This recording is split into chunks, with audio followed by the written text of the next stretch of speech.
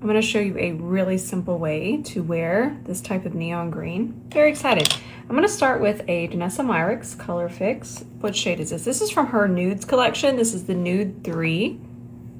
And I'm going to use a C31 and really get this nice and smooth across my entire lid space. This makes such a difference.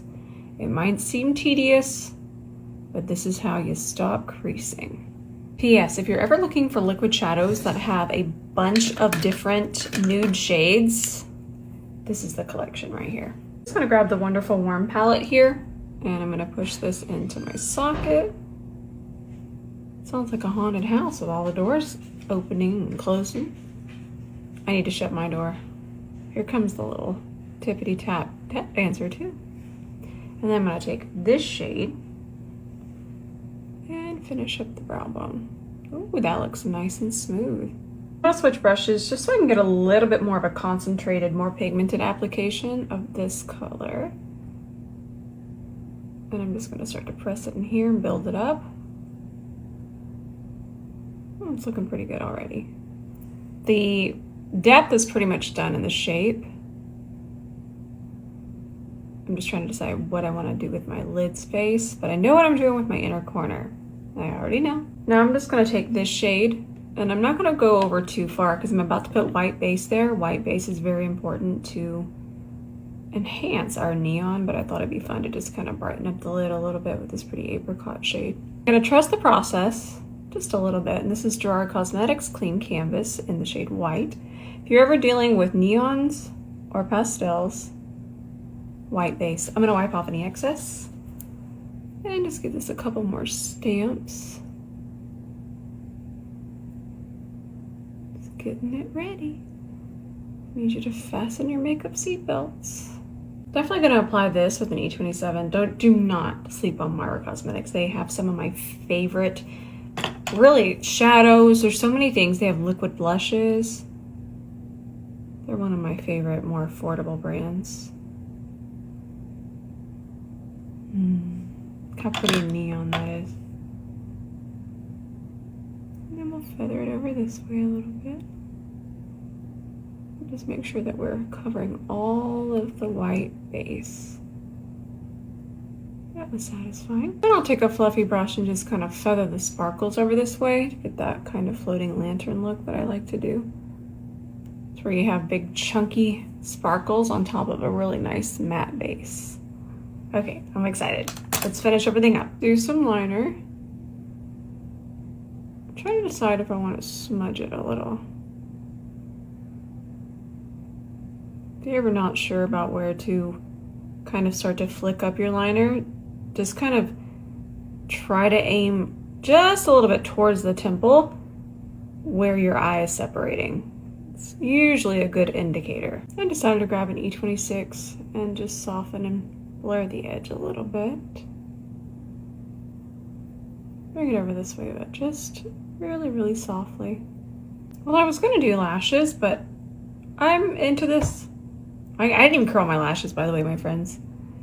I like this mascara, but I didn't like it until I used it at least 5 times. There's just something about a mascara that after you use it 5 times, I think it dries in here a little bit more, and some of you can relate, but this is the Dior Show Over Volume. I'm not even gonna have to do my lash hack. I actually want to build this up a little bit more. It was looking a little bit yellow, but I want it to be more green. Okay, now for complexion. We could take a little pink and correct the green where we don't exactly want it. Yeah. Color theory. It's pretty and blurry too. I'm really liking this L'Oreal glowy bronzer. Really reminds me of true early 2000s bronzer. It was very, very luminous back then. I'm gonna do an underpaint. What shade am I using here? This is shade 100 Sun Kissed Rosé, C43. Anytime I'm layering any kind of underpainting, this is the brush. It's designed for underpainting. See how we're able to kind of keep it here, but but then it gets it really, really smooth because it's domed, but it's also our fiber, so it's really nice for smooth control. Patrick Ta Blush Duo. This is Thank Me Later, and I bought this because I wanted to do an underpaint with it. I feel like it's going to be really, really great for color theory. There we go. Had to break the seal. I can't tell if that's scented or not. It kind of smells like root beer, but also maybe that's just me. Maybe it reminds me of the Dior, so I'm smelling the root beer. Is this how much I do makeup now? Is this who I am? I feel like we could use this for sure, not only underneath, but on top for color theory. I have some ideas, so let me work out how it could be helpful to us. By the way, this is for color theory and color correcting yellow. That is not a new blush placement I'm working on. I'm gonna go ahead and do some concealer. This is Natasha Denona R5. In the winter, this one is too dark for me, but we are back. I'm still gonna do foundation. I'm just gonna throw this on. Makeup Forever HD Skin today, and it is a little bit yellow, so that blush underneath. See that comparison? It's subtle, but you can see this is a lot better undertone, and this is very, very yellow, so that purple is gonna help me out. Working on that new chin blush. Y'all know what I'm doing now. I love this foundation so much. It's just a little bit off for my undertone, but for the summertime, this is one of the most long wear, waterproof, sweat proof, all of it proof, without feeling dry, and it just works for so many different skin types. You see how that neutralized almost instantly? The purple underneath that? That was actually wild. And I'm the color theory witch. Did you watch this blend out?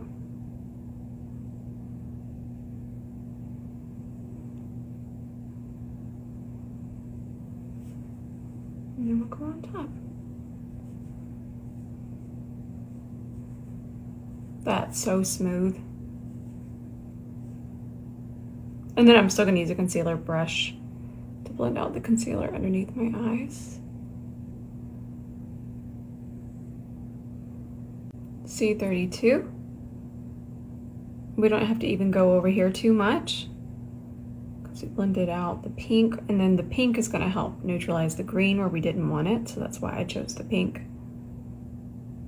And then anywhere we have that concealer, let's take that C32 and just do a extra even out. And then I have my C40.5, and I'm just going to add a little bit more bronzer on top. Big fan of this bronzer. I just feel like it's easy to work with.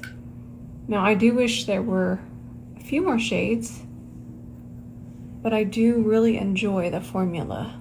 I just feel like it just it's the overcook. Oh, my brain. Some of y'all got that. Thank you for laughing with me. Let's use this wet concealer to our advantage. E28, it's on the tip of the brush. And then I'm gonna go ahead and just kind of extend it out this way a little bit. Time to set. Ooh, yeah, that's nice. Really get into the fine lines. I try to look all different ways. I feel like that helps. Look how smooth that is.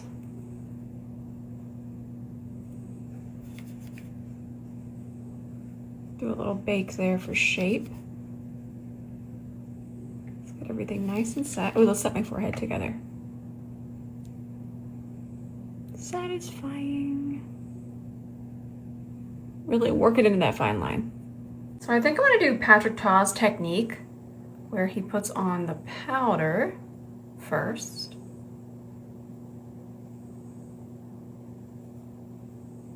And I always see a lot of artists still using sponges, but don't be afraid of our fiber. It can do this very easily. It's a very pretty color. I like the neon with the neon. Then we're gonna take the cream.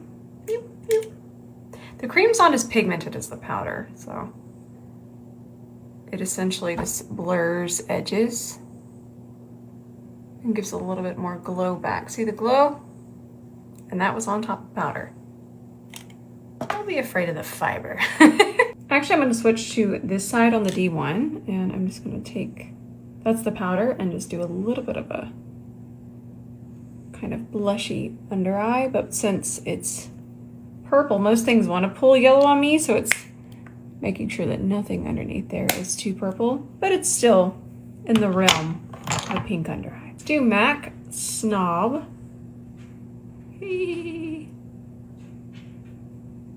But let me find my perfect beige lip liner to go with it. I don't know what I did with it. Found it. This is Perfect Beige. Sephora Collection.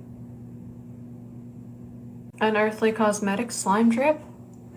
Yeah, I think it needed this gloss. That's so pretty. All right, my friends, this is our finished look. Thank you for being here with me today, and really every day. I love you so much. I do want to mention before I go that this is very, very scented. It's kind of just wafting right now. Now, do I like the scent? Absolutely. But some of us are scent sensitive, and I try to think of these things. So do keep that in mind. But I'm going to keep using this because I just absolutely love the way that it looks and interacts with makeup, like I mentioned. Thank you so much for being here. Thank you for watching these long tutorials. And just know I love you with all of my heart. Until the next video, bye for now.